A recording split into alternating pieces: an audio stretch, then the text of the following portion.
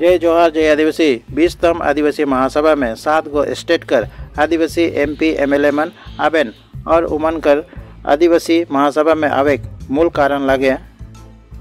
आदिवासी भारत के मूलवासी लगन, लेकिन असम कर आदिवासी मनकर अपन संवैधानिक और कानूनी अधिकार से सरकार दूर रह के सहज संवैधानिक और कानूनी अधिकार के कागज कलम के जरिए से सरकार से कैसन से लेवल जाई सेकर उपाय बतावेन, आइडिया देवेन, रास्ता देखुआवेन और अपन फुल सपोर्ट सहयोग करबेन ताकि असम कर आदिवासी मनकर अपन संवैधानिक और कानूनी अधिकार मिल सके। 20तम आदिवासी महासभा का मेन थीम लगे, मुख्य विषय लगे हमार माटी हमार अधिकार, या फिर कह सकला हमदर माटी हमदर अधिकार।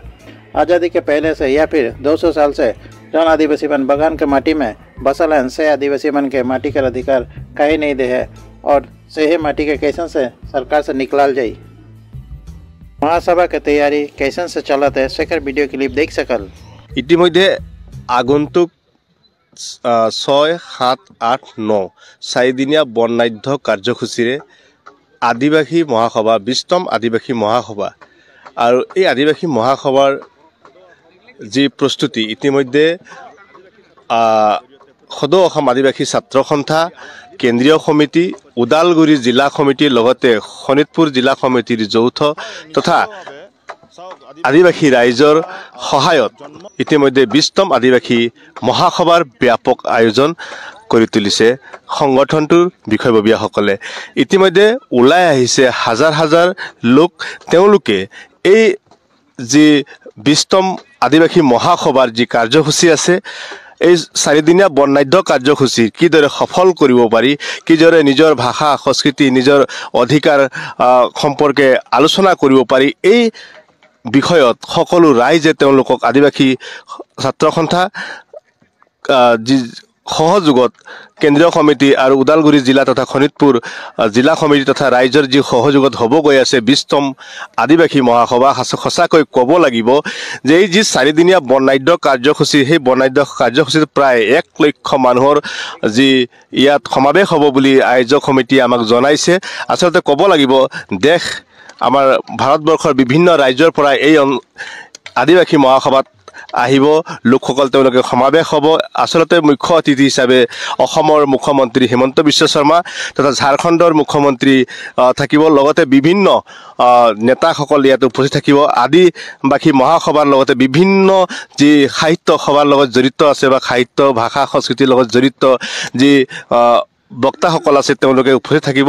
যে কিদৰে আদিবাসী জনগোষ্ঠীক উন্নয়নৰ ক্ষেত্ৰত আগুৱাই নিব পাৰি, আদিবাসী জনগোষ্ঠীৰ কিদৰে পৰম্পৰা যি সাজ পাৰ যি ভাষা সংস্কৃতি কি এইসমূহ কিদৰে আগন্তুক দিনত বিস্তাৰ কৰিব পাৰি বা ডেভেলপ কৰিব পাৰি, তাৰ কাৰণে আদিবাসী মহাসভাৰ জৰিয়তে কিন্তু সদৌ অসম আদিবাসী ছাত্ৰ সন্থাই কেন্দ্ৰীয় সমিতি আৰু ওদালগুৰি জিলা সমিতিৰ লগতে শোণিতপুৰ জিলা সমিতিৰ যি যৌথ তথা ৰাইজৰ যি বৃহৎ ৰাইজৰ সহযোগত ইতিমধ্যে প্ৰায় 50% কাম তেওঁলোকে সম্পূৰ্ণ কৰি তুলিছে।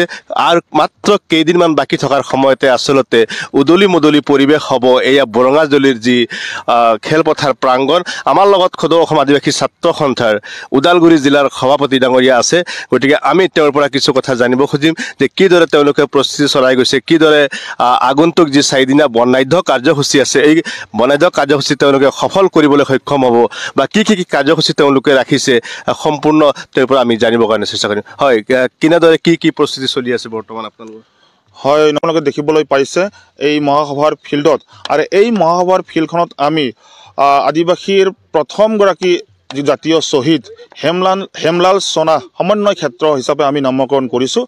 আৰু এই আদিবাসী মহাসভাৰ এই স্থলীত ইতিমধ্যে আমি যিখিনি এক্সিবিশ্যনৰ যিখিনি হল আছে এই হলসমূহ আমি ইতিমধ্যে নিৰ্মাণ কৰি আছোঁ। আৰু যিখিনি ধৰক পতাকা উত্তোলনকে ধৰি আৰু অন্যান্য যিখিনি পেণ্ডেলৰ কাম আমাৰ তীব্ৰ গতিত চলি আছে। আৰু ইতিমধ্যে যিখিনি আমাৰ মাছ পাৰ্ট যিখিনি চলে সেইখিনিও ইতিমধ্যে কুচকাৱাজৰ যিখিনি প্ৰক্ৰিয়া তেখেতসকলে যিখিনি ট্ৰেইনিং যিখিনি ল'ব লাগে সেইখিনি ট্ৰেইনিং ইতিমধ্যে লৈছে। আৰু আপোনালোকে নিশ্চিতভাৱে দেখিবলৈ পাব যে এইবেলি উলহ মালহেৰে এই বৰঙাজুলি চাহ বাগিচাৰ খেলপথাৰত আদিবাসী মহাসভাৰ জাক জমকতাৰে অনুষ্ঠিত হ'ব। আৰু এই 4দিনীয়া বৰ্ণাঢ্য কাৰ্যসূচীত যিটোকে 6, 7, 8 আৰু 9 ফেব্ৰুৱাৰীত অনুষ্ঠিত হ'ব। 6 তাৰিখৰ পৰা আৰম্ভ হৈ 9 তাৰিখে মুকলি সভাকে ধৰি ৰাতি সাংস্কৃতিক সন্ধিয়া কাৰ্যসূচী ৰূপায়ণ কৰি আচলতে আমি 4 দিনীয়া কাৰ্যসূচী আমি সমাপন ঘটাম। আৰু আমাৰ যিটো কাৰ্যসূচী অনুসৰি যিখিনি আমাৰ কাৰ্যক্ৰমণিকা আছে, এই কাৰ্যক্ৰমণিকা হিচাপে 7 তাৰিখে আমাৰ এই যিটো মহাসভাৰ যিটো স্থলীত যিখিনি এক্সিবিশ্যন আছে সেইখিনি আমাৰ উদ্ঘাটন কৰা হ'ব, উন্মোচন কৰা হ'ব। তাৰ পিছতেই আমাৰ যিখিনি ভলণ্টিয়াৰ্ছৰ পৰা আদি কৰি যিখিনি পতাকা উত্তোলন স্থলী আছে, যিখিনি আমাৰ পেণ্ডেল থাকিব, যিখিনি আমাৰ অতিথিশালা যিখিনি থাকিব বা মেইন যিখিনি মঞ্চ থাকিব বা তোৰণ থাকিব, এইবিলাক সিদিনাখনেই 7 তাৰিখে আমি গোটেইখিনি আমি উন্মোচন কৰিম। আৰু সিদিনাখনেই পতাকা উত্তোলন হ'ব আদিবাসী মহাসভাৰ। আৰু অসমৰ যিখিনি আমাৰ কেন্দ্ৰীয় সমিতি আচাৰ যিখিনি জিলা পৰ্যায়ৰ যিখিনি নেতাবিলাক আছে তেখেতসকলো আহিব আৰু ফ্লেগ হোষ্টিংবিলাক কৰিব। আৰু আমি আশা ৰাখিছোঁ এই যিটো মুকলি সভা হ'ব 9 ফেব্ৰুৱাৰী তাৰিখে, এই মুকলি সভাত আমি ইতিমধ্যে অসমৰ মুখ্যমন্ত্ৰী সন্মানীয় হিমন্ত বিশ্ব শৰ্মা ডাঙৰীয়াক আমি মুখ্য অতিথি হিচাপে আমি আমন্ত্ৰণ জনাইছোঁ। আৰু ঝাৰখণ্ডৰ মুখ্যমন্ত্ৰীও থাকিব। তাৰপিছতেই কেন্দ্ৰীয় যিগৰাকী জনজাতি পৰিক্ৰমা মন্ত্ৰী জুৱেল ওৰাম ডাঙৰীয়াও থাকিব। তাৰপিছতেই আমাৰ যিগৰাকী নেকি আমাৰ ৰূপেশ গোৱালা তেখেতকো আমি আমন্ত্ৰণ জনাইছোঁ।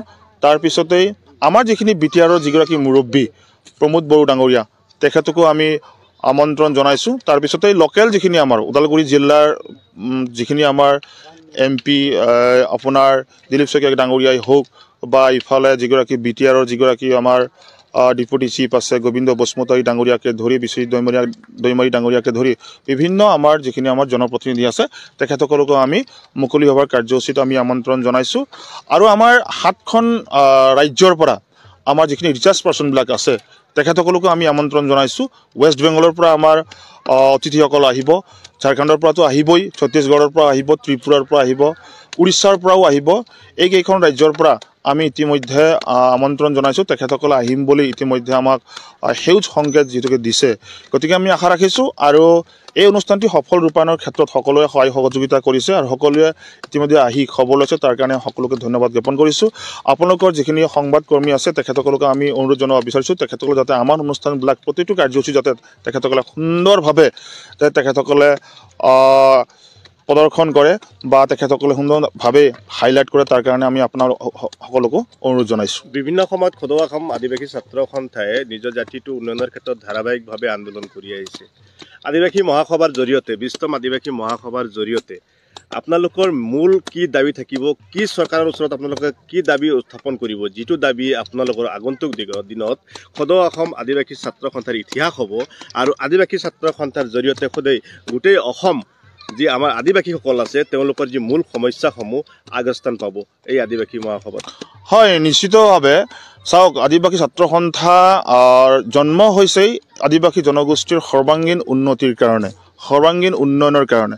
আৰু আদিবাসী ছাত্ৰ সন্থাৰ যিখিনি ধাৰাবাহিক আন্দোলনত আপোনালোকে গমে পাইছে, আদিবাসী ছাত্ৰ সন্থাৰ মেইন ইছ্যুটো হৈছে অসমত খাটি খোৱা আদিবাসী জনগোষ্ঠী জনজাতিকৰণৰ মৰ্যাদা প্ৰদান কৰিব লাগে। তাৰপিছতেই হৈছে যে আমাৰ চাহ শ্ৰমিকৰ যিখিনি হাজিৰা, যিখিনি প্ৰাপ্য চাহ শ্ৰমিকসকলে পাব লাগে সেইখিনি আজিলৈকে পোৱা নাই, ভূমিপট্টা আজিলৈকে পোৱা নাই। এই 3টা সমস্যাক লৈ লগতে আমাৰ যিখিনি শৈক্ষিক সমস্যা আছে এই গোটেইখিনি সমস্যাক লৈ আদিবাসী মহাসভাত তন্নকৈ আলোচনা হ'ব। ৰিচাৰ্জ পাৰ্চনবিলাকো আহিব। তেখেতসকলে আমাক এই যে প্ৰাপ্যবিলাক আমি কি ধৰণে চৰকাৰৰ পৰা আমি আদায় কৰিবলৈ সক্ষম হ'ম, কি ধৰণে আমি গণতান্ত্ৰিক প্ৰক্ৰিয়াৰে কাগজ কলমেৰে কি ধৰণে আমি গণতান্ত্ৰিক প্ৰক্ৰিয়া আন্দোলন কৰি আমাৰ যিখিনি প্ৰাপ্য আছে চৰকাৰৰ পৰা আমি কাঢ়ি আনিব পাৰোঁ, তাৰ গোটেইখিনি বিতংকৈ ইয়াত আলোচনা বিলোচনা হ'ব। আমাক আইডিয়া কিছুমান দিব, আমাক কিছুমান ধাৰণাবিলাক তেখেতসকলে দিব, কি প্ৰচেছত গ'লে আমি নিশ্চিত হ'ব পাম। আমাৰ যিখিনি গৱেষকবিলাক আহিব, যিখিনি আমাৰ ৰিচাৰ্চ পাৰ্চনবিলাক আহিব, তেখেতসকলে আমাক হয়তো নিশ্চিতভাৱে আমাক আইডিয়া কিছুমান দিব আৰু তেখেতসকলৰ পৰামৰ্শ অনুসৰি পৰৱৰ্তী সময়ত এই মহাসভাত আমি বিতংকৈ যে অনাগত দিনত কি ধৰণে আমি আন্দোলনৰ কাৰ্যসূচী আমি আগুৱাই নিম, এই গোটেইখিনি কথা বতৰাবিলাক আচলতে মহাসভাৰ 7-8 এই 2টা তাৰিখত আমি বিতংকৈ আমি আলোচনাত মিলিত হ'ম। হয়, আচলতে ক'ব লাগিব এইদৰে সদৌ অসম আদিবাসী ছাত্ৰ সন্থাই বিভিন্ন সময়ত তেওঁলোকে নিজৰ জাতিটোৰ উন্নয়নৰ ক্ষেত্ৰত ধাৰাবাহিকভাৱে আন্দোলন কৰি আহিছে।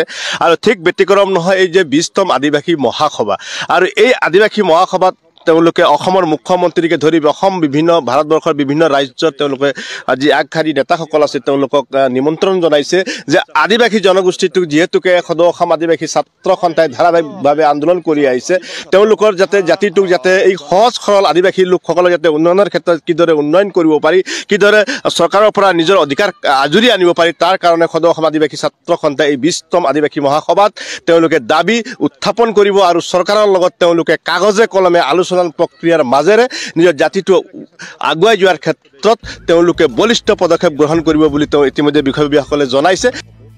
वीडियो को लाइक से सब्सक्राइब जरूर करबा। जय जोहार, जय आदिवासी।